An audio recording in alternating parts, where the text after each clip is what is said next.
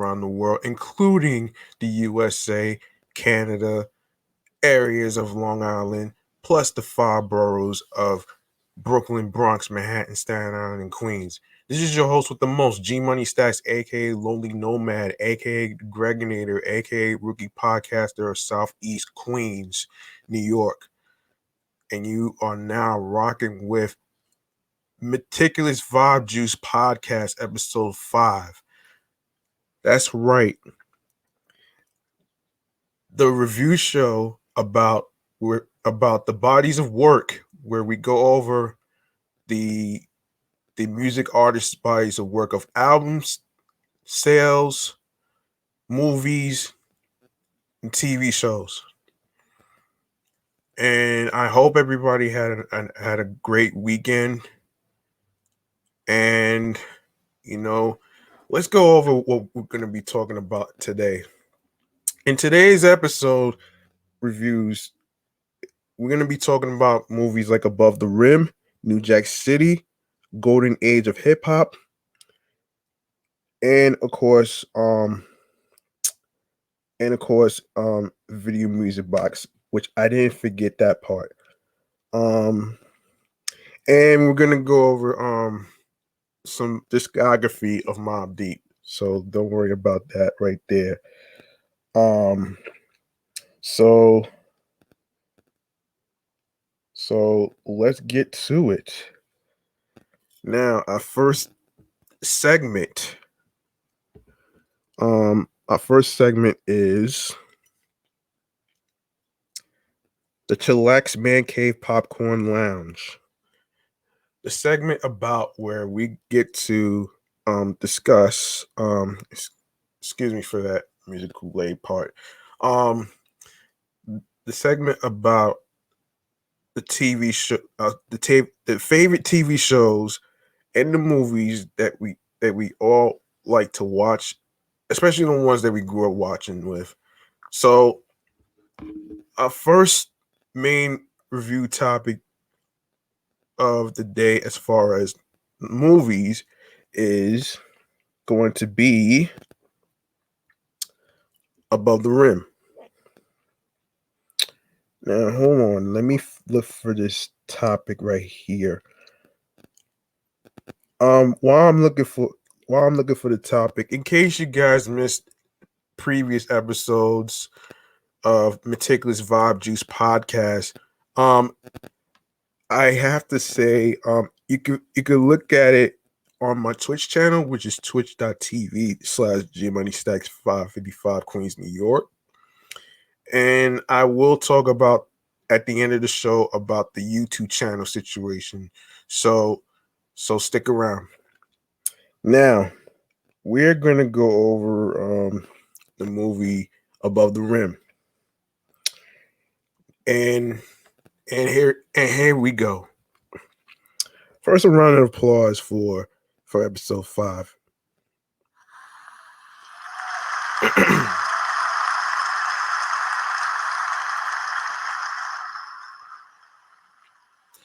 All right. So Above the Rim, right? Above the Rim is a 1994 American sports film co-written and directed by Jeff Pollock in his directorial debut. The screenplay was written by Barry Michael Cooper, adapted from a story by Benny Medina. This was okay. So this is a story by Jeff Pollock, Benny Medina, produced by James D. Brubaker, Benny Medina, Jeff Pollock, and the cast goes like this: Dwayne Martin, Leon Tupac Shakur, Marlon Wayans, Wood Harris, Bernie Mac, and this was distributed by New Line Cinema, and it was released March 23rd, 1984, U.S., and it made 6.5 million, box office 16,192,320, which is a lot of money, by the way. So let's do this. So the film stars Dwayne Martin, Tupac Shakur, Leon Robertson, Marlon Wayans, and Wood Harris. Considering the conclusion to Cooper's Harlem trilogy, the film tells the story about a promising New York City high school basketball star and his relationships with a drug dealer and a former basketball star now employed as a security guard at a high school. He was a promising young star at years ago. So the movie was shot mostly in Harlem with various scenes filmed at the Manhattan Center for Science and Mathematics in East Harlem. Some of the basketball scenes were filmed at Samuel J. Tilden High School in Brooklyn, New York. Now, I'm not gonna go over the plot, so you guys could look at that on your own. We're gonna take a look at the soundtrack. Um, so the soundtrack was released March 22nd, 1994, and this was under Death Row Records in the scope and U.S. peak chart positions, two U.S. and R&B peak charts position one, and certification it went double platinum. Now, Above the Rim was filmed in 1993. Alan Payne was the original choice to portray Kyle Watson, but was rejected by Pollock in favor of Dwayne Martin. Oh boy. So the reception for the box office, the film was released on March 23rd, 1994, grossing $3,738,800 on opening weekend. At the end of its theatrical run, it had grossed a total of $16,192,320. And the awards, 1985 Movie Awards, Best Movie Song Regulate by Warren G. Nominated. Critical, it holds a 53% rating on Rotten Tomatoes based on 19 reviews. Peter Travers stated it's Shakur who steals the show. The rapper's off-screen legal problems are well known, but there's no denying his power as an actor. Variety said a fine cast and the movie's general energy can't overcome that mix of cliches and technical flaws, which should conspire to prevent any high flying at the box office. Okay. Um. All right. Our next movie topic is New Jack City. Okay. So, give me a second, folks.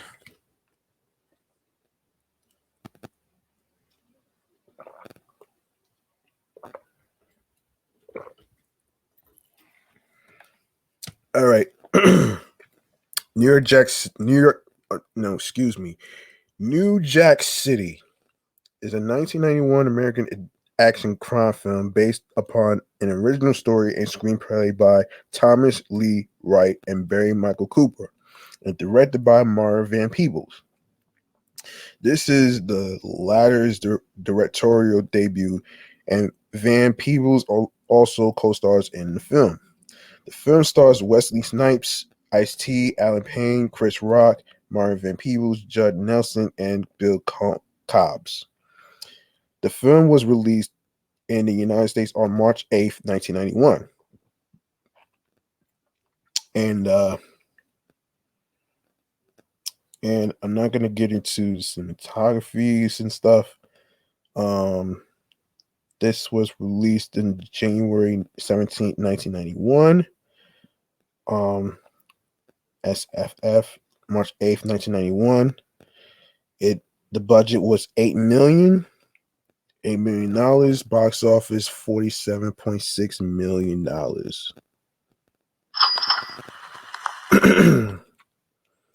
um so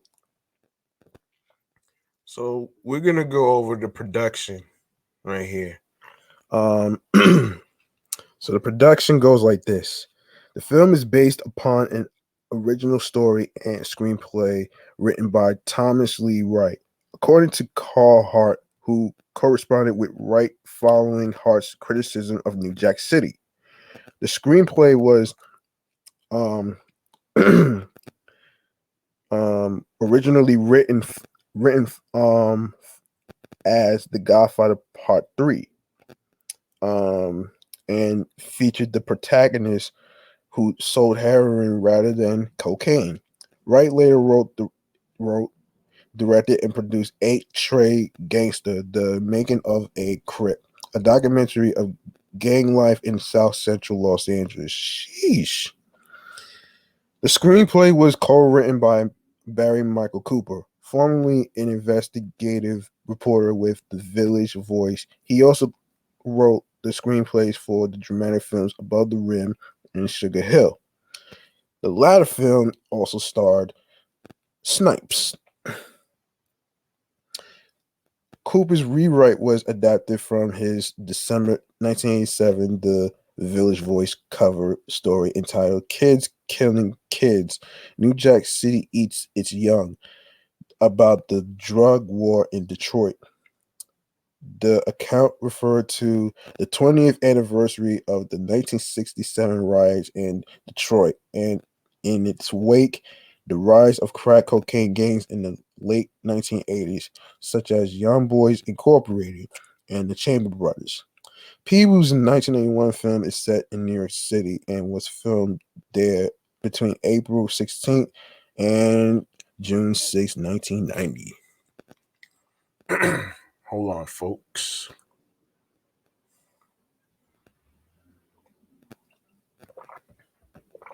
All right.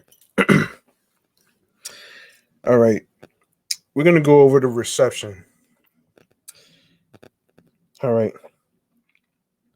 New Jack City received a favorable reception by film critics for its cast, storyline, and soundtrack. Roger Ebert of the Chicago Sun-Times gave the film 3.5 stars out of 4. Writing, Truffaut once said it was impossible to make an anti-war movie because the war sequences would inevitably be exciting and get the audience involved on one side or the other. It is almost as difficult to make an anti-drug movie since the lifestyle and money of the drug dealers looks like fun, at least until they are killed. This movie pulls off that tricky achievement. Nino, who looks at the dead body of Scarface and laughs, does not get the last laugh. The film okay, hold on. Time Out London described the film as a superior example of what used to be called black exploitation. The film initially premiered at the Sundance Film Festival on January 17, 1991, before being released nationally on March 8th, 1991. The film, produced with an estimated $8 million budget, grossed $7,039,622 during its opening weekend. It became the highest grossing independent film of 1981, grossing a total of $47,624,253 domestically.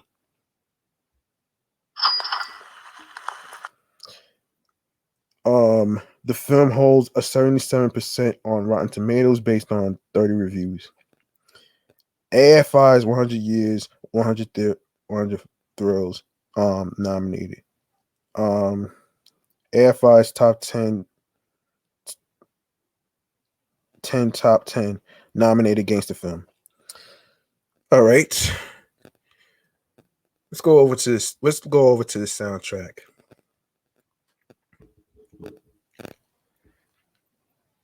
Okay, so the soundtrack goes like this. So New Jack City, released March 5th, 1981, labeled Giant.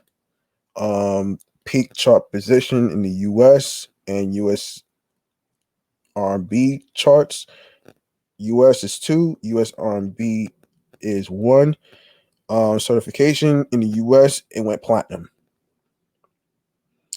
DVD was released in Region 1 in the United States on August 25th, 1998, and Region 2 in the United Kingdom on July 26th, 1999. It was distributed by Warner Home Video. DVD was re-released as a 2-disc special edition in Region 1 in the United States on August 23rd, 2005, and Region 2 in the United Kingdom on January 23rd, 2006. Special edition DVD features commentary by director and co-star Mario Van Peebles. New Jack City, a hip hop classic. Harlem World, a walk inside. The Road to New Jack City. Original music videos: New Jack Hustler, Need No Steam by Ice-T. I'm Dreaming by Christopher Williams, which I didn't know he did the soundtrack to it. I Wanna Sex You Up by Color Me Bad, who everybody probably remembers. Okay. The New Orleans-based rap label Cash Money Records is named after the Cash Money Brothers gang. Cash Money Records rapper Lil Wayne has a series of albums titled The Carter after the Carter Complex, and Lil Wayne and Tiger have reference to themselves as Young Nino. Wrestler New Jack got his name from this movie. Comedian Gary Goldman refers to the movie in his comedy special in this economy when ranting against the now defunct Blockbuster video stores and their late fees policies. Um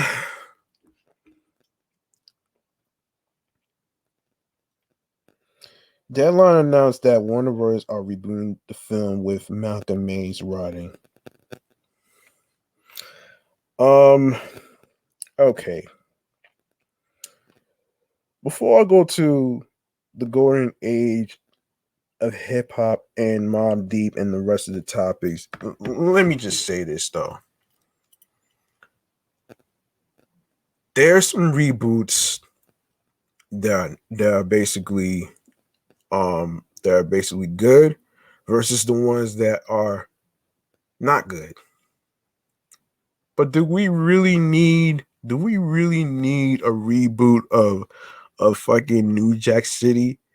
Do we? I'm pretty sure some of you out there probably might saying no, and some might say yes. But it's kind of hard, man. Like if you like it'd be more idiotic to actually do a reboot of the Vampire Diaries, which is never gonna happen, thank goodness. And I just feel like, why do a reboot of New Jack City when it's going to be a hassle to get the same cast and crew together? You know what I'm saying? And I feel like if they go through with this reboot, um, there's a chance that it might bomb in the box office. Um, and that's just how I'm feeling, man. I'm gonna post a question on the Meticulous Vibe Juice podcast page on Instagram. Now the question is gonna be: do you think that rebooting the movie New Jack City do you think is a good thing or is it a bad thing? So I'm gonna post that when I get a chance on Instagram, and hopefully I want to get y'all reactions to this, because it seems like everybody's a little nervous about somebody doing a reboot of a TV show or a movie. I mean, like I said, there's some reboots that's pretty good, and there's some reboots that's like unnecessary and it's not good. So, you know, um let me get to let's go over the next topic, which has to do with okay, let's go over the discography of Mobb Deep. All right. All right, here we go. So American hip hop duo Mobb Deep have released 8 studio albums, 4 compilation albums, 5 mixtapes, and extended play, 40 singles, including 10 as a featured artist, 7 promotional singles, and 24 music videos. Damn, 24? How about that?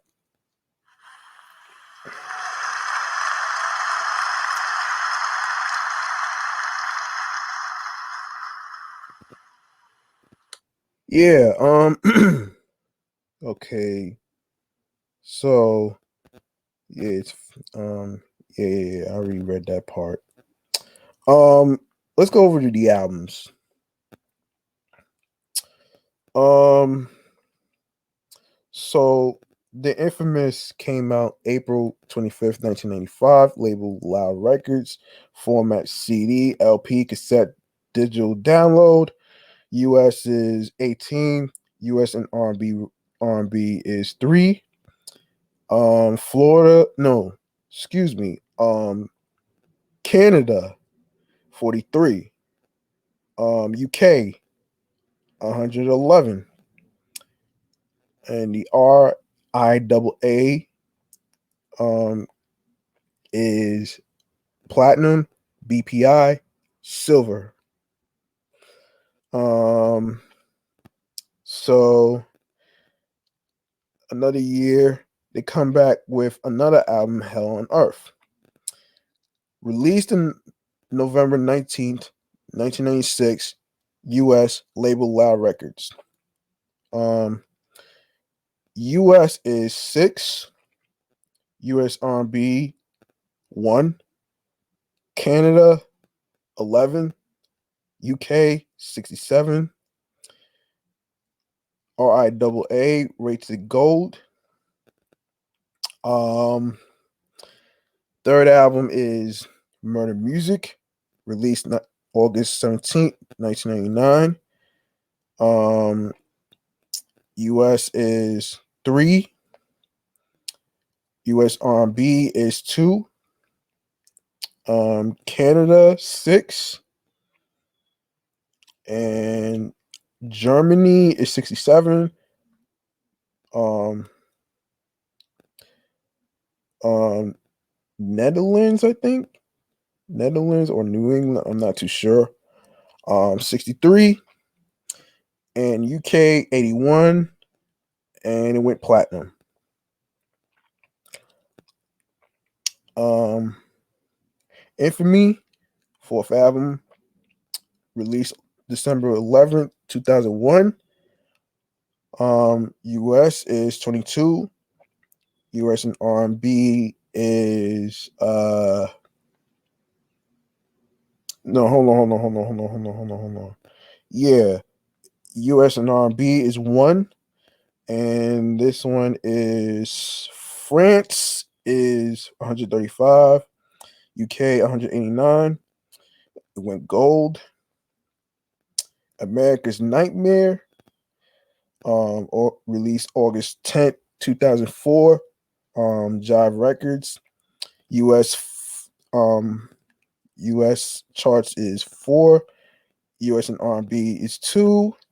What else? Can't no, excuse me. N- yeah, wait, yes. Canada 12. Um, France is 33. Germany, um, Germany, 95. Um, um, Switzerland, 50. UK, 68. Um, no status on that one. And fifth album, Blood Money, May 2nd, 2006. That they were with G Unit and Scope Records. Um, so it's 3, 1, 1, 90, 6, 37, 38, 42, 70. Then go gold or platinum. So the infamous Mobb Deep 49-10-5, released April 1st, 2014. No gold or platinum. And we go to the compilation albums. Life of the Infamous, the best of Mobb Deep, released October 31st, 2006. Labels Loud Legacy, US R&B 45, US Rap 19. The Infamous Archives, released March 13th, 2007. Streetcore Music, No Response. Infamous Instrumentals, released February 24th, 2008. Green Streets, No Response. The Safe is Cracked, released April 7th, 2009. Label Sickness, 68 in US R&B charts. And now we go to the mixtapes. So, back from hiatus, released February 3rd, 1998. No Response. Free Agents, the Murder Mixtape, released April 22nd, 2003. US 21, US US India, India or Indonesia, US and R&B 4, France 84, Germany 84, UK 152. The mixtape before 9/11, released October 25th, 2004. The label X-Ray, No Response. The new Mobb Deep, with DJ Who Kid and the Alchemist, released 2004. Shadyville, No Response.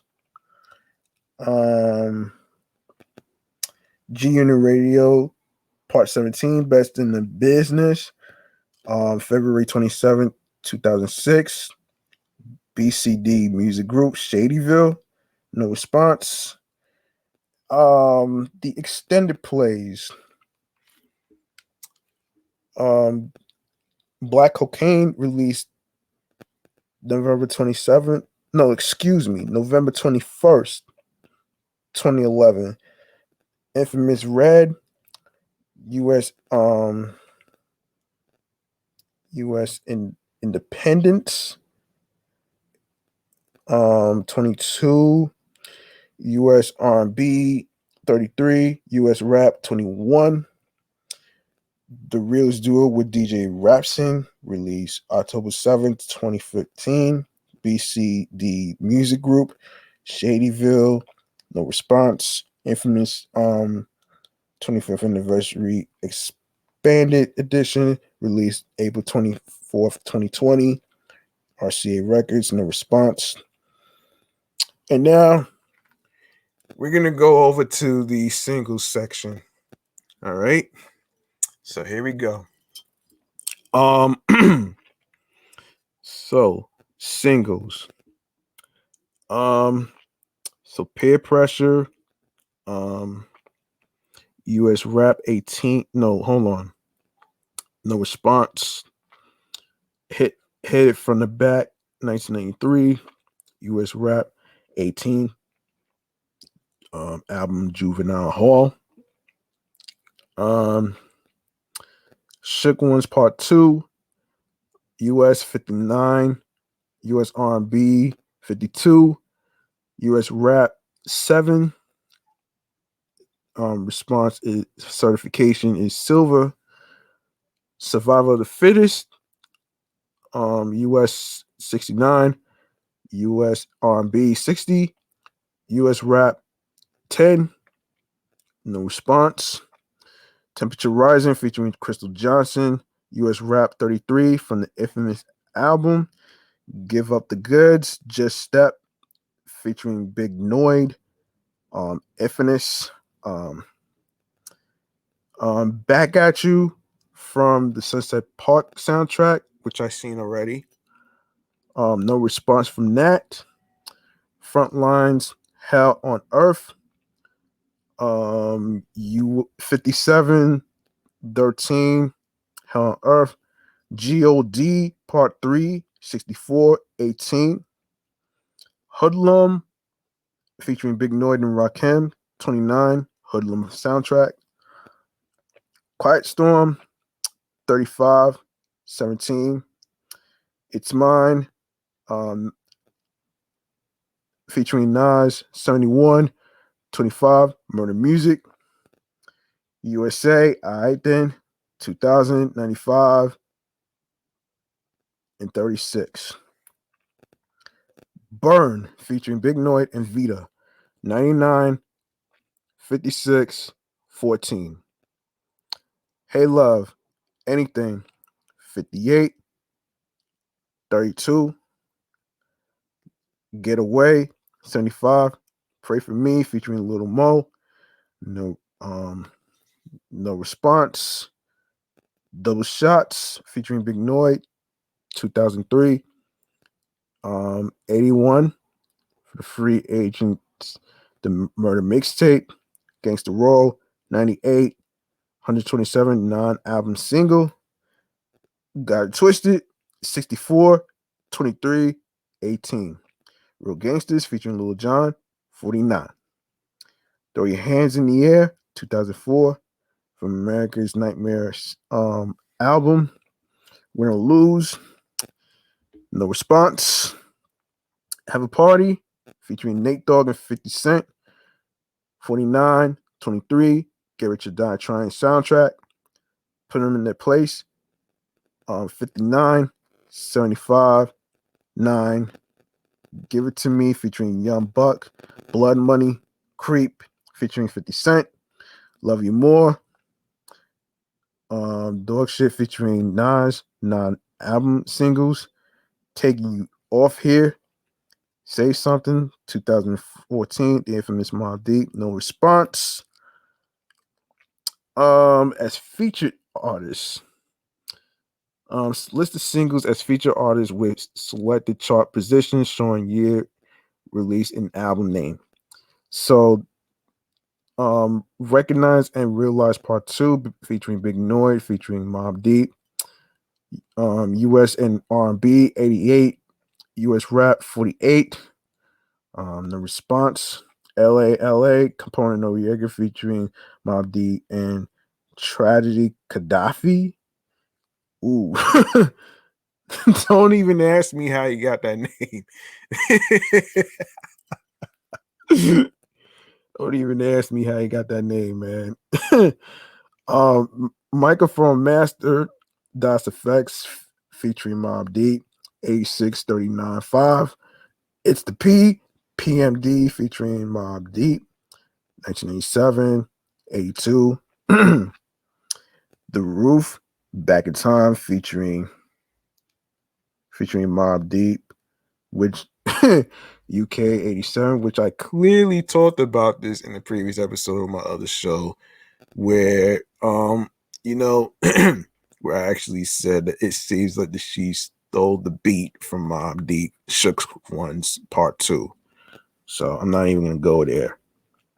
So Deadly Zone, Bounty Killer, featuring Mobb Deep and Rapid Noid, 79, 48, and 8. The Bridge, 2001, as part of the QB's Finest, 96, 17. Best Love Story, The Mellow, featuring Mobb Deep, no response. Out of Control remix, featuring 50 Cent, featuring Mobb Deep, 2005. I still remember that. 6, 11, 5, 15, 10, 8, 5, 12, 10, 7. Silver. It went silver. Necessary. Ron Browse featuring Mob Deep. No Response. Street Certified MOP featuring Mob Deep. 2014. No Response. Um. So the titles of promotional singles is Shook Ones, 1984, Still Shining, 1986, Drop a Gem on them, Rare Species, 1987, Soul in the Whole soundtrack. I'm not sure what that is. Where You're From, featuring 8 Ball, Murder Music, The Jump Off, featuring Lil Kim, or Lil Kim featuring Mob Deep and Miss Cheeks, non-album single. When You Hear Me, um, 2004, America's Nightmare. Charted songs, Pearly Gates featuring 50 Cent. 2006, US US BUB R&B charts. 23, Blood Money. Look at some guest appearance.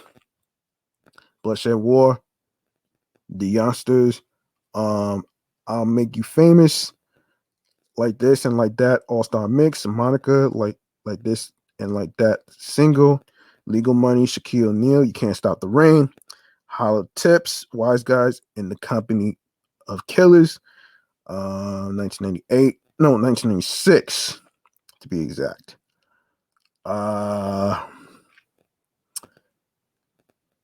Okay, Warzone, the Mighty RSO, Original Gangsters soundtrack, All Pro, Big Noid, Episodes of a Hustler, Gusto, A Plus, The Latchkey Child, Nunson Dormer, None, The Rhapsody Overture, Know the Game, Frankie Cutlass, Coogee Rap, MOP, Politics and Bullshit, 1987, It Could Happen to You, DJ Muggs, Soul Assassins Chapter 1, The Roof, Back in Time remix, which I already talked about. Baby, Maybe, Miss Jones, The Other Woman, The Professional, DJ Clue, Big Noid, The Professional, Play for Keeps, Method Man, Inspector Deck, Street Life, Hellraiser, Tikal, 2000, Judgment Day. The Theme, DJ Soul, Can You Feel It? Right Back at You. Big Noid, Ghostface Killer, Raekwon, Wu Chronicles. This is 1988, 1987. I already mentioned that. Family by Nas, Nostradamus, Infamous, 1999, Charlie Baltimore, Mike DeLorean, Cold as Ice. Tonight, the Notorious B.I.G., Joe Hooker, Born Again, Never Going Back, Any Given Sunday soundtrack, Queen's Finest, Capone and Noriega, The Reunion, Holding It Down.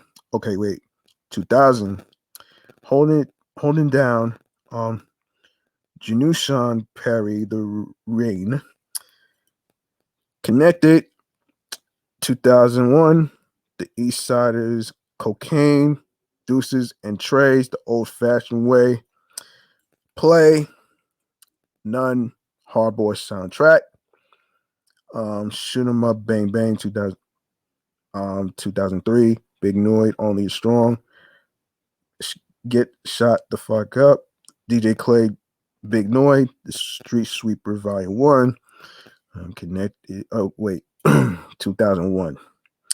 2004, One of Ours, Barbershop 2, Back in Business soundtrack, It's a Craze, The Alchemist, First Infantry, Player, Nelly, Sweat, 2005, and Boz, Nicole Du Crime, 113 Degrees, Beef, 2005, Notorious B.I.G., Duets The Final Chapter, Okay Done, Clinton Sparks, Maybe You've Been Brainwashed, Beta Did That, World Premiere, 2006, Project Niggas, Bars and Hooks, Young Buck, The Most Notorious, Young Buck Chronic 2006, Heat 2009, Wobble, Record Kings, Heavyweight, Capone Noriega, Channel 10, Boy Back Up, Road to Riches, Late DMX, Raekwon, mixtape, Gangsters Only, 2011, LEP Bogus Boys, Body Bag, Tony Yayo, El Chapo, Chinese Marines, Raekwon, Unexpected Victory, Duel to Death, 2012, Vinny Paz, God of the Serengeti. Play the Record, 40 Glock, Rock Dolo, Seeds of Machiavelli. 2013, Aim Shoot, Dispensary, Papoose, Wyclef on the Nesirima Dream, April Showers, Goes, Alchemist, Chinky, The Cutting Room Floor 3, Hard Life, 2016, The Locks, Filthy America, It's Beautiful, Try My Hand, 2017, The Alchemist, The Good Book, Volume 2. And as for music videos, as a lead artist, of course, we go over the title, the year, the director.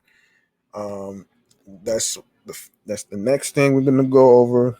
Okay.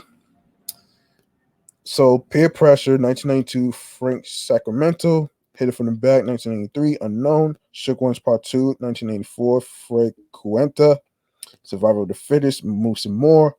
Give Up the Goods, Fred Cuenta. Back at You, Diane Martell. Frontlines, Alan Ferguson. God Part 3, Steve Carr. Quiet Storm, Joseph Kahn. It's Mine, Hype Williams. Quiet Storm Remix. USA, I Name Unknown. Burn, Diane Martell. Hey Love, Little X. Get Away, Diane Martell. Got It Twisted. Real Gangsters. Featuring Lil Jon, Benny Boom. Cobra. Have a Party featuring Nate Dogg and 50 Cent. Jesse Terrell. Put them in their place. The Selene Project. The Infamous featuring 50 Cent. Dan the Man. Give It to Me. Jesse Terrell. The Bridge. 2000 Nick Quested. Out of Control remix featuring 50 Cent. Featuring Mobb Deep. Jesse Terrell. So we go over some notes here. The Temperatures Rising did not enter the hip hop R&B, the hot R&B hip hop songs chart, but peaked at number 10 on the bubbling under R&B hip hop singles chart. Frontlines Hell on Earth did not enter the Billboard Hot 100, but peaked at number 9 on the bubbling under Hot 100 chart. God Part 3 did not enter the Billboard Hot 100, but peaked at number 1 on the bubbling under Hot 100 singles chart. Hoodlum did not enter the Hot R&B hip hop songs chart, but peaked at number 1 under the bubbling under R&B hip hop singles chart. Quiet Storm did not enter the Billboard Hot 100, but peaked at number 6 on the bubbling under Hot 100 singles chart. Have a Party did not enter the Billboard 100, but peaked at number 5 on the bubbling Hot 100 singles chart. Give It to Me did not enter the Hot R&B hip hop songs chart, but peaked at number 13 on the bubbling under R&B hip hop singles chart. LA to be exact, did not enter the Hot R&B hip hop songs chart, but peaked at number 2 on the under the bubbling under R&B and hip hop singles chart. Best Love Story did not enter the Hot R&B hip hop songs chart, but peaked at number 21 on the bubbling under R&B hip hop singles chart. And there you have it. There you have it. And this is about Mobb Deep. Now we go to the golden age of hip hop. Now we go to the golden age of hip hop. Hang on a second, guys.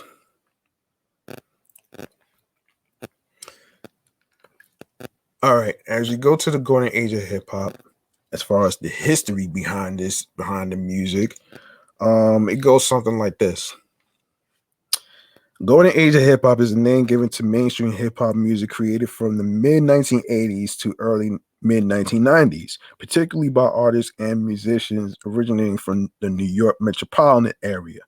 An outgrowth of the new school hip hop movement, it is characterized by its diversity, quality, innovation, and influence on hip hop after the genre's emergence and establishment in the old school era, and is associated with the development and eventual mainstream success of hip hop. There are various various types of subject matter. While the music was experimental and the sampling from old records was electric. All right. The artists most often associated with the period are LL Cool J, Slick Rick, Ultra Magnetic MCs, the Jungle Brothers, Run DMC, Public Enemy, Beastie Boys, KRS One, Eric B and Rakim, De La Soul, Big Daddy Kane, EPMD, Biz Marquee, Salt and Pepper, Queen Latifah, Gangstar, and A Tribe Called Quest. Releases by these acts coexisted in this period with and were as commercially viable as those of early gangster rap artists such as Schoolie D, Ice-T, Ghetto Boys, NWA, the sex rap.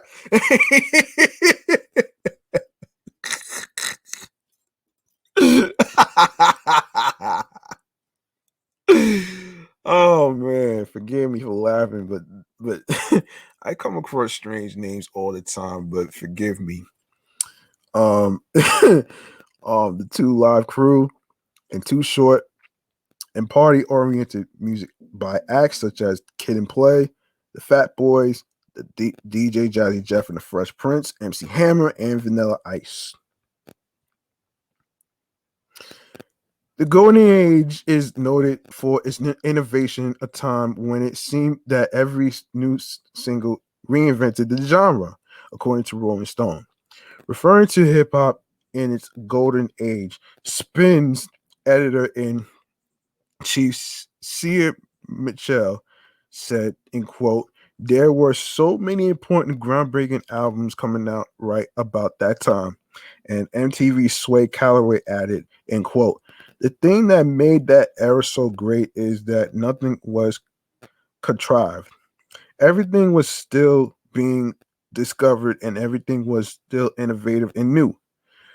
Writer William Jelani Cobb said, end quote, what made the era they inaugurated worthy of the term golden was the sheer number of stylistic innovations that came into existence in these golden years. A critical mass of mic prodigies were literally creating themselves and their art form at the same time. The term golden age hip hop frames the late 1980s in mainstream hip hop, said to be characterized by its diversity, quality, innovation, and influences, and associated with Public Enemy, KRS One, and his Boogie Down Productions, Eric B and Rakim, Ultra Magnetic MCs, De La Soul, A Tribe Called Quest, and the Jungle Brothers. Due to their themes of Afrocentricity and political militancy, Afrocentricity, that's an interesting word. Their experimental music and their eclectic sampling. This same period is sometimes referred to as mid school or a middle school in hip hop. The phrase covering acts such as Gangstar, the UMCs, Main Source, Lord Finesse, EPMD, Just Ice, That's the Sonic, True Mathematics, and Mantronics. These innovations of Run DMC, LL Cool J, and new school producers such as Larry Smith and Rick Rubin of Def Jam Recordings were quickly advanced on the Beastie Boys, Marley Marl, and his Juice Crew MCs, Boogie Down Productions, Public Enemy, and Eric B. and Rakim. Hip hop production became denser, rhymes and beats faster as the drum machine was augmented with the sampler technology. Rakim took lyrics about the art of rapping to new heights, while KRS-One and Chuck D pushed message rap towards black activism. Native tongues artists inclusive sampling sample crowded music, excuse me, accompanied their positivity, Afrocentricity, and playful energy. During the golden age of hip hop, samples were used. Hang on, guys.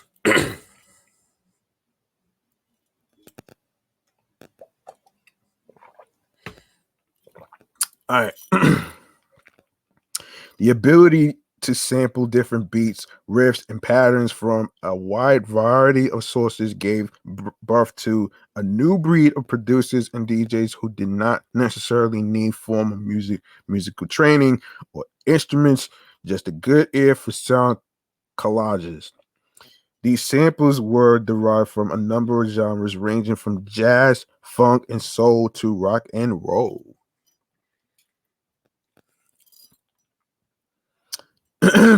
For example, Paul's Boutique, the Beastie Boys' second studio album, drew from over 200 individual samples, 24 of which were featured on the last track of the album. Samples and sound bites were not limited to just music. RZA of the Wu-Tang Clan, a hip-hop collective formed in the 1990s, sampled sound clips from his own collection of 1970s kung fu films to bolster and frame the group's gritty lyrical content. Many of the sample Latin albums released during this time would not be able to receive legal clearance today. Damn. The era also provided some of the greatest advances in rapping technique.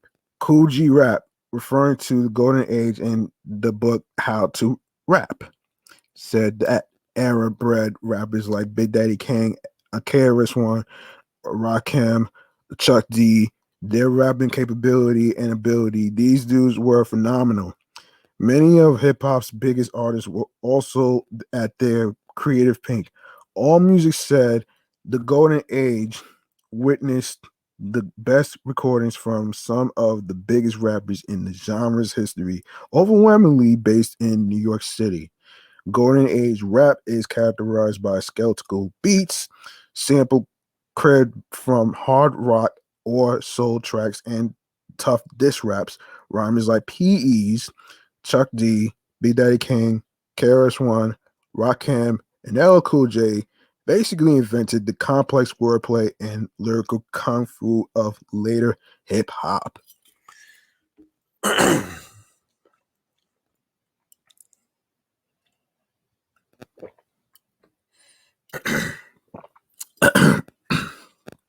All right. All right. In addition to lyrical glorification, yes, hip hop was also used as a form of social protest. Lyrical content from the era often drew attention to a variety of social issues, including Afrocentric living, drug use, crime and violence, religion, culture, and the state of excuse me, the state of the American economy, and the modern man's struggle. Conscious and political hip hop tracks of this time were a response to the effects of American capitalism and former President Reagan's conservative political economy. According to Rose Trisha, in rap, in quote, in rap, relationships between black cultural practice, social and economic conditions, technology, sexual and racial politics, and the institution, policing of the popular terrain are complex and in constant motion. Though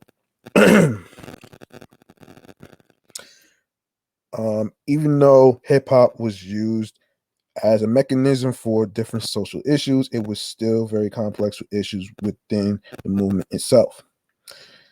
There were also um, there were also often an emphasis of black nationalism. Hip hop scholar Michael Eric Dyson stated, in quote, during the golden age of hip hop from 1987 to 1993, Afrocentric and black nationalist rap were prominent. And critic Till described that the time as the golden age of hip hop, the late 80s and 90s, when the form most capably fused the militancy of its Black Panther and Watts prophets, forebears with the wide open cultural experimentalism of De La Soul and others. Stylistic variety was also prominent. MSNBC said that in the golden age, rappers had an individual sound that was dictated by their region and the communities, not by a marketing strategist. The Village Voice referred to the golden age's eclecticism and Dunker and Dennis Martin of Empirical Musicology Review wrote that the constant flow of new boundary pushing Golden Age album releases exemplifies this era's unprecedented stylistic fluidity. Um, let's see. Yeah, let's go over the time period and then I'll go to the next topic. All right. Also, writes hip hop's golden age is bookended by the commercial breakthrough of Run DMC in 1986 and the explosion of gangster rap with NWA in the late 80s and Dr. Dre and Snoop Doggy Dogg in 1993. However, the specific time that the golden age covers varies among different sources. The New York Times also defines hip hop's golden age as the late 1980s and early 1990s. Ed Simmons of the Chemical Brothers said there was that golden age of hip hop in the early 1990s when the Jungle Brothers made Straight Out of the Jungle, and they also made 3 Feet High and Rising. Though these records were in fact made in 1988 and 1988 and 1989, respectively. MSNBC called the 1980s the golden age of hip hop music. The Guardian states the golden age of hip hop from 1986 to 1993 gave the world an amazing number of great records, and also describes the period in November 1993 when the Tribe Called Quest and Wu-Tang Clan released albums as the next golden age. The golden age is described by scholar Mickey Hess as circa 1986, to 1994. Carl Stoffers of the New York Daily News describes the golden age as spanning from approximately 1986 to 1997. Brad Collis of Medium.com writes that, in quote, hip hop's golden age is loosely bookended by the genre's commercial breakthrough in the late 1980s and the back to back deaths of Tupac and Biggie in the late 1990s. In their article, in quote, in search of the golden age hip hop sound, music theorists Ben Dunker and Dennis Martin of Empirical Musicology Review used the 11 years between the including 1986 and 1986 as chronological boundaries to define the golden age broken by the releases of Raising Hell and License License to 3 and the deaths of Tupac Shakur and the Notorious B.I.G. Um, all right. All right. Okay. Will Lavin of You Discover Music states it's generally accepted that the golden age occurred from the mid 80s and mid 90s.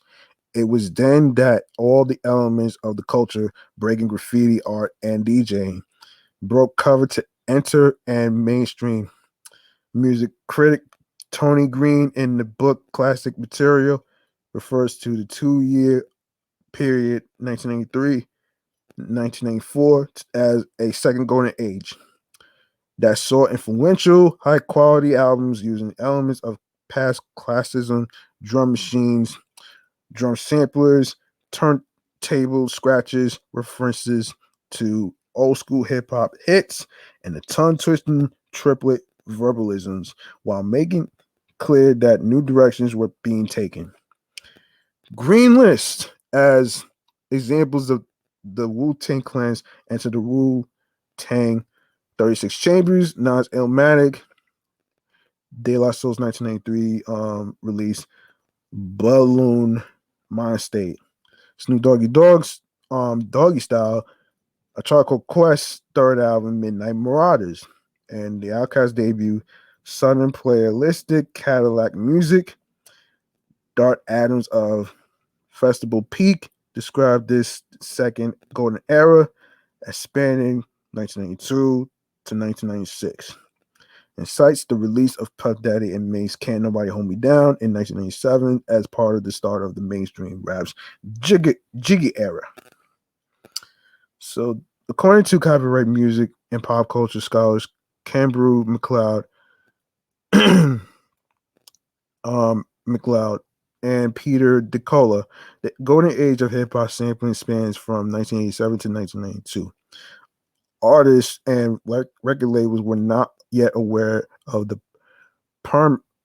permanence of hip hop culture in mainstream media and did not yet accept it as a legitimate institution. They believed the ruling made in Grand Upright Music Limited versus Warner Brothers Records Incorporated marked the end of the golden age of hip hop and its sampling practices.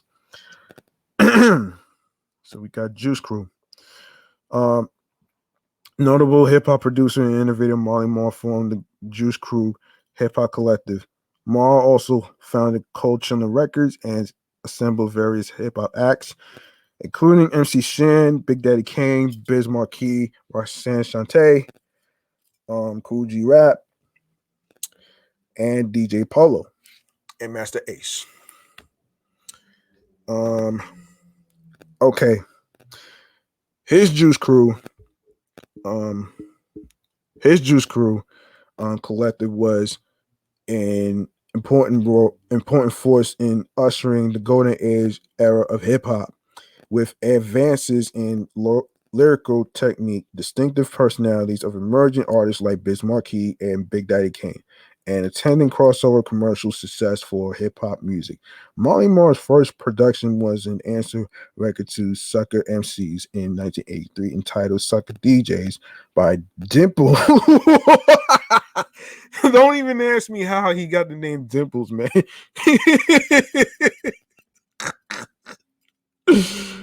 Oh man, don't even ask me how he got that name, man. But Dimples D soon after came 14 years old. Roxanne Shante answered to UTFO's Roxanne. Roxanne's Revenge, 1985, sparking off the huge wave of answer records known as the Roxanne Wars. More disses, insults intended to show disrespect from Shantae, followed by This, 1985, Queen of Bop, no, excuse me, Queen of Rocks, 1985, introducing Biz Markie on The Fresh Crew, 1986, Payback, 1987, and Have a Nice Day, 1987. Okay. All right, let me see. Boogie Down Productions, Shantae's Have a Nice Day had aimed some barbs at the principal two members of the new group from the Bronx called Boogie Down Productions. Now, KRS-One, you should go on vacation with that name. Sounding like a whack radio station. Oh man. And as for Scott Rock, you should be ashamed when Rock said, "It's yours." He didn't mean his name. Boogie Down Productions had manufactured a disagreement with Juice Crew's MC Shan releasing South Bronx and The Bridge Is Over. In reply to The Bridge and Kill That Noise, respectfully, KRS-One considered Run DMC the epitome of rap music in 1984 and had begun to rap following their lead. He has also said that BDP's approach reflected a feeling that the early innovators like Run DMC and LL Cool J were by 1983 tainted by commercial success and out of touch with the streets. Boogie Down's first album, Criminal Minded, omitted a reggae influence and had KRS-One intimidating the Beatles' Hey Jude on the title track. It also contained two tales of grim street life, yet played for careless laughs. The P is Free, in which KRS speaks of throwing out his girl who wants crack cocaine in exchange for sex, and 9mm Goes Bang, in which he shoots a drug dealer, then cheerfully sings La La La La La La. Songs like these presage the rise of an underground that matched violent lyrics to the hardcore drum machine tracks of the new school.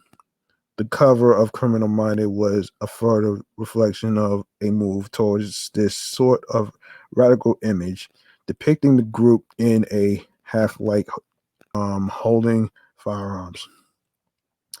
The next album, by all means necessary, left that element behind for political radicalism, following the murder of Scott LaRock, with its title and covering alluding to Malcolm X.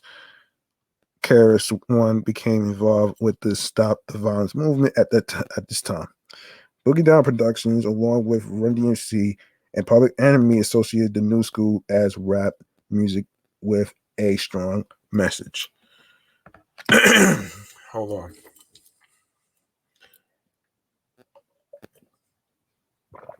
Okay. Let me see how much time I got. All right. All right. After I go to the Eric and Rakim stuff, yeah, you know what? I'm gonna go get to the All right, I'll get to the Eric and Rakim stuff. Okay, Eric B and appeared with the Marley Marl produced Eric B is the president and My Melody on Zakia Records in 1986. Both tracks appeared on Paid in Full in 1987. Just as Boogie Down Productions had, the pair reflected changes in street life on their debut covers, which depicted the two wearing large gold chains and surrounded by money. Like Criminal Minded, the sampling prevalent in the album centered James Brown's status as a hip hop source. um, um, as a hip hop source, while Rakim's allusions showed the growing influence of mystic Islam offshoot, the Nation of Gods and Earths in hip hop. The music was minimalist, so with many writers noting that Coupled with Rakim's precise logical style, the effect was almost one of the scientific rigor. The group followed Paid in Full with Follow the Leader, 1988, um, on which they were open minded enough to sample the Eagles. Let the Rhythm hit 'em, 1990. And Don't Sweat the Technique, 1992. Rakim is generally regarded as the most cutting edge of the MCs of the school era. Jess Harvell in Pitchfork in 2005 wrote that Rakim's innovation was applying a patina of intellectual detachment to rap's most sacred cause, talking shit about how you are a better rapper than everyone else. Chris Goff in The Village Voice in 1990 wrote of Rakim's style as calm, confident, clear on the third album, as on their phase shifting 1986 debut. He continued, Eric B's samples truly are beats designed to accentuate the natural music of an idealized black man's voice. Looking back at the late 80s in Rolling Stone in 1997, Ed Morales describes Rakim as the new school MC of moment, using a smooth baritone to the jazz soloist of mystic Afrocentric rap. All right. Um, Public Enemy, having reluctantly convinced to sign to a record label, released Yo Bum Rush the Show on Def Jam in 1987. It debuted the Public Enemy logo, a circle of hatted b-boy in a sniper crossed hairs, was replete with battle rhymes. Music weighs a ton. Public Enemy number one, social political fair. Right starter, message to a black man, and an anti-crack message. Mega Blast. The album was a critical and commercial success, particularly in Europe, unusually so for a hip hop album at that time. Bum Rush, the show, had been recorded on the heels of Run DMC's Raising Hell, but was held back by Def Jam in order for them to concentrate on releasing and promoting their Beastie Boys license to 3. Um, excuse me. Chuck D, a Public Enemy, felt that by the time their first record was released, Boogie Down Productions and Rakim had already changed the landscape for how an MC could rap. Public Enemy were already recording a second album. It takes a notion of millions to hold us back. Def Jam 1988, when Bum Rush hit stores. Okay. So the gangster rap. We're gonna go there.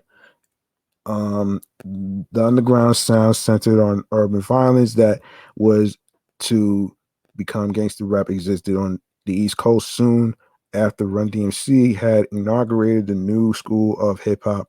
Philadelphia's Schoolie D self-released Gangsta Boogie in 1984 and PSK. What does it mean? Slash Gucci Time in 1985, leading to Saturday Night, Schoolie D 1986, Jive 1987. The West Coast, which became the home of gangster rap, had Toddy T's influential Battle Ram mixtape in 1985, and Ice-T's 6 in the Morning in 1986 before NWA's first records, leading to the hugely success Straight Outta Compton in 1988. Native Tongues.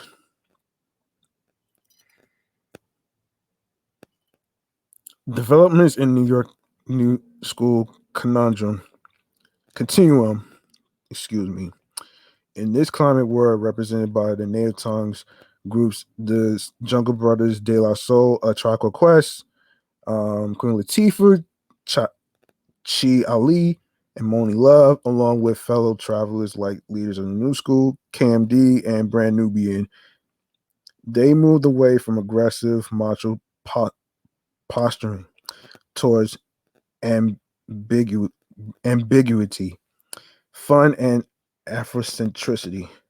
Their music was sample crowded, more open and accessible than their new school predecessors. They also debuted sampled everyone from the Turtles to Steely Dan, while A Tribe Quest matched tough beats to mellow jazz and playful, thoughtful raps. All right. Um. All right. All right. Here's what we're gonna do. Our last topic has to do um with one of my favorite TV shows that I always like to tune into on Instagram Live Wednesdays, Thursdays, and I tune in on Saturdays for what is it? Video Music Box to be exact. And I always wanted to actually give a review. I want to do a review on that one. Let me just get to that. Okay. So Video Music Box will be the last topic to review. Um It'll be the last topic to review, and then I'm gonna call it a night. All right. Um so we're gonna go over that actually. So let's go to let me see. We're gonna go over this actually. Let's go there. All right. So Video Music Box, which is one of my favorite shows to listen to, and I had the pleasure to meet Uncle Ralph McDaniels when I was in LaGuardia Community College at a hip hop conference event, because every year we used to have a leadership conference, but this time it was a hip hop conference. And this was around his birthday, like around February, which I didn't even know his birthday was in February until I was informed by a friend of mine. And for me to meet him in person was the best experience that I ever had. And hopefully someday, I would like to actually interview him one of these days on my current show off the Meat Rat Chains New York podcast. So speaking of that, let's get into it. So Video Music Box is an American music television program. The series is the first to feature hip hop videos primarily, and was created by 1983 by Ralph McDaniels, aka Uncle Ralph McDaniels. Um, and Lionel C. Martin, who also served as the series host. It aired in New York City on public television station at WNYC TV, now WPXN TV, in from 1984 to 1986. In 1986, the program moved to WNYE TV after WNYC TV was sold by the city to a private company. New R&B music appeared alongside popular rap videos. The show appealed to teens and young adults. Um, Reminds me of the BET old show Teen Summit.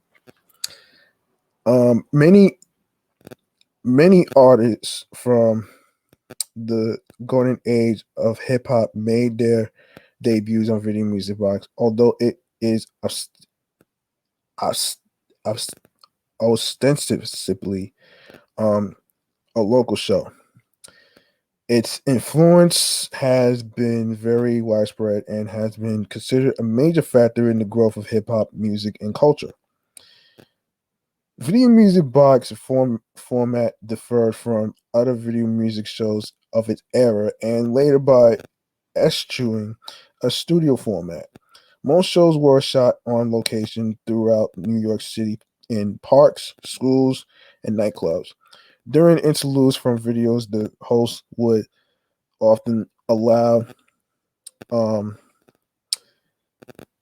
allow regular people to give shout outs to their friends and families.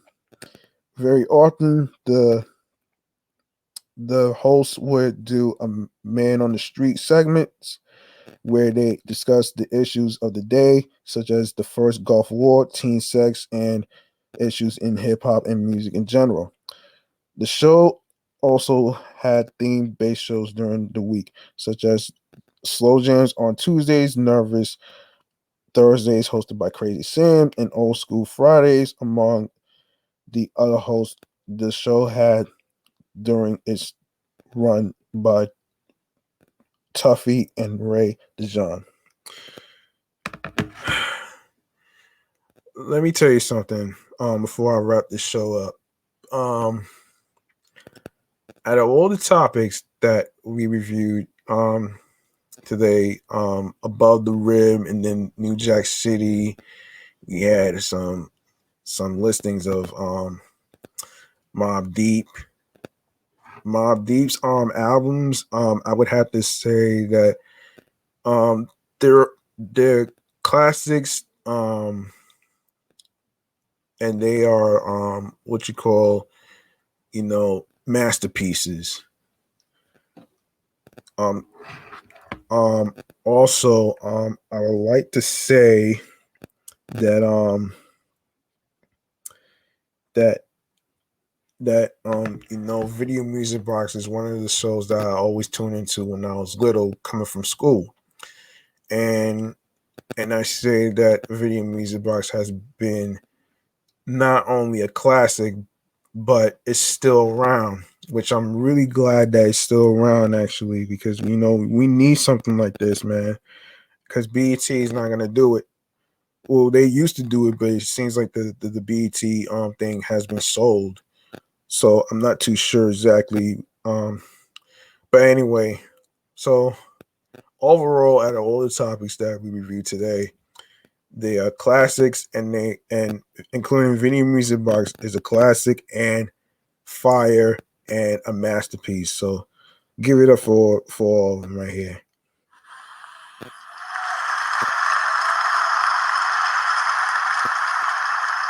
And that's going to conclude today's episode 5 of Meticulous Vibe Juice Podcast Review Show.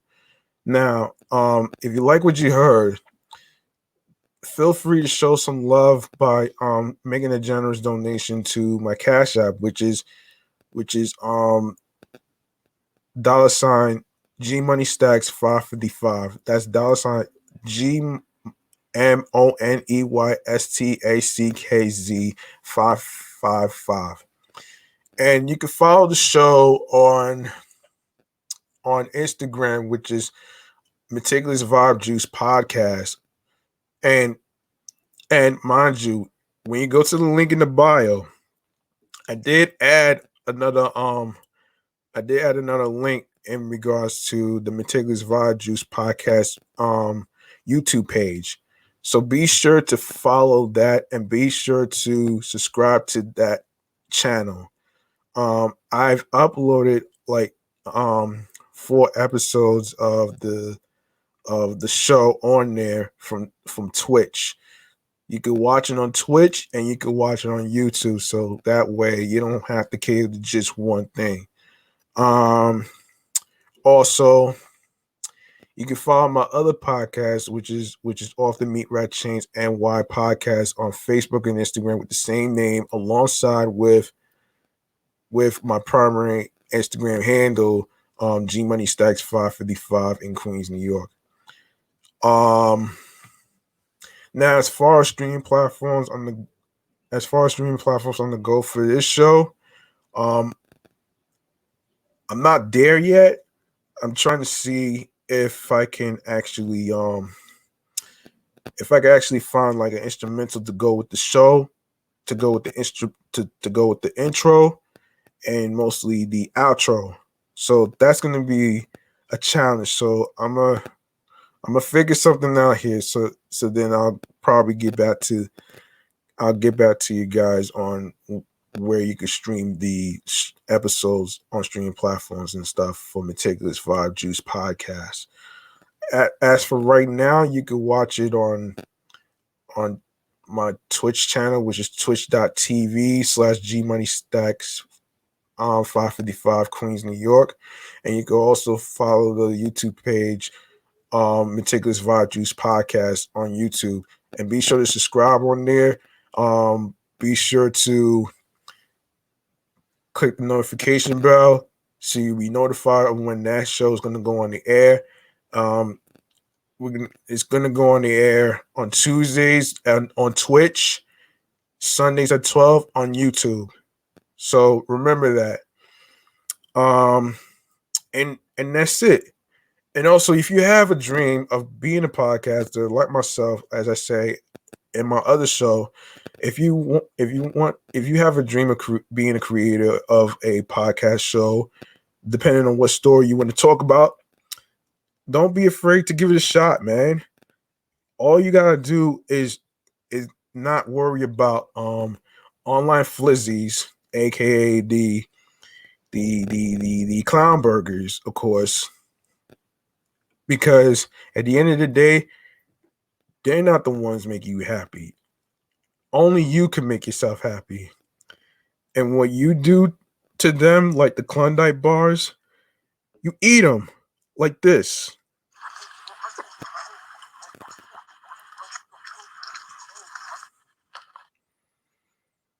And that's gonna be a wrap for this show right here, man. Yeah, give it up for episode 5 episodes in the books, man.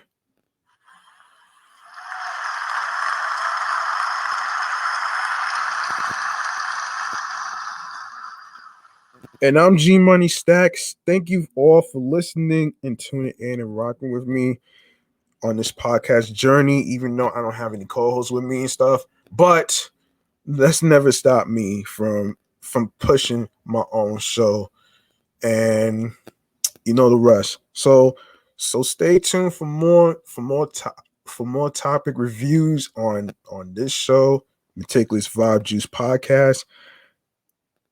I'm out of here, man. Peace and one love, man. And be sure to care for one another. Don't worry and don't worry about the right time to reach out to people.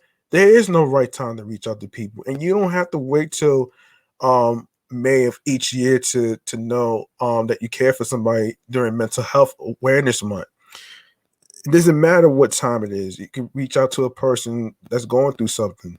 Like that person could be fine on the outside, but on the inside, that person is not. So it's important that you show some love and reach out to one another, because I know I will try my best to actually do that. I know I've been busy and stuff trying to produce episodes and of course 2 shows that I'm having right now. So I will do my best to reach out. So you know G Money Stacks is out of here. Peace and one love.